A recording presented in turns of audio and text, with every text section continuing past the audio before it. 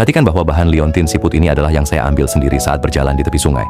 Saat itu, batu ini tergeletak diam di tepi air dangkal, hitam bulat, dan permukaannya ada beberapa garis kuning. Orang yang lewat bahkan tidak melirik. Mereka semua mengatakan bahwa batu biasa seperti ini ada di mana-mana di tepi sungai. Tidak bisa diolah menjadi sesuatu yang istimewa. Tapi saya tidak tega membuangnya, karena saat saya membolak-baliknya di tangan, beberapa garis kuning itu melintasi latar belakang hitam, dan di bagian ekornya muncul sedikit warna merah muda, seperti jejak yang ditinggalkan siput saat merayap di tanah basah pada pagi hari, secara alami membawa semangat yang lambat dan hidup. Saya membawanya kembali ke studio, sedikit demi sedikit mengupas kulitnya, mengikuti tekstur untuk mengukir cangkang siput yang halus, lalu dengan hati-hati memahat kepala dan antenanya. Saat pisau menyentuh, saya langsung merasa yakin. Dasar hitamnya mengkilap dan kokoh, garis kuningnya tepat membentuk spiral di cangkang, dan warna merahnya jatuh manis di atas kepala, seperti baru saja muncul terkena sinar pagi.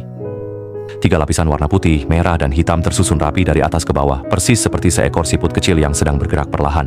Bahan seperti ini tidak cocok untuk membuat benda besar, tetapi mengikuti distribusi warnanya untuk membuat liontin kecil justru paling memiliki keindahan. Saat menggosoknya, saya berulang kali meraba garis kuning itu, dalam hati berpikir berapa tahun air sungai mengalir hingga bisa membuat batu ini begitu halus dan alami, bahkan pola garisnya terukir dengan begitu alami.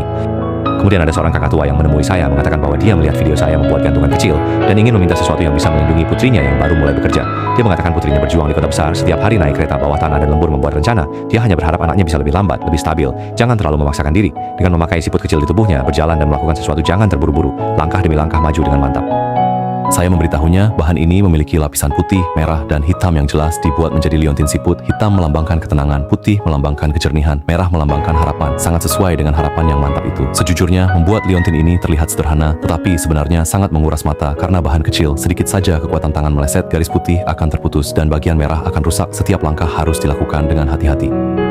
Saat menghaluskan dan memoles, saya terus memikirkan kata-kata kakak tua itu. Bukan demi uang, tetapi merasa seorang ibu melalui layar menyerahkan kekhawatirannya terhadap anaknya ke tangan saya. Kepercayaan ini lebih berat dari apapun. Pada hari produk jadi, saya melihatnya di bawah lampu. Dasar hitamnya mengilap, garis putih seperti jalan setapak yang belum kering oleh embun pagi. Puncak merahnya ceria dan hangat, seolah-olah seekor siput kecil yang berjalan perlahan di bawah sinar pagi berhenti di telapak tangan saya.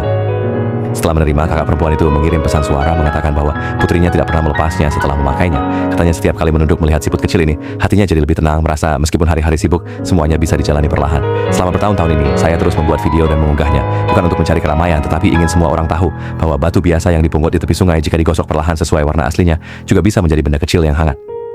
Ada yang melewati saya mengerti. Ada yang berhenti sejenak memberi hati merah kecil atau meninggalkan komentar bagus.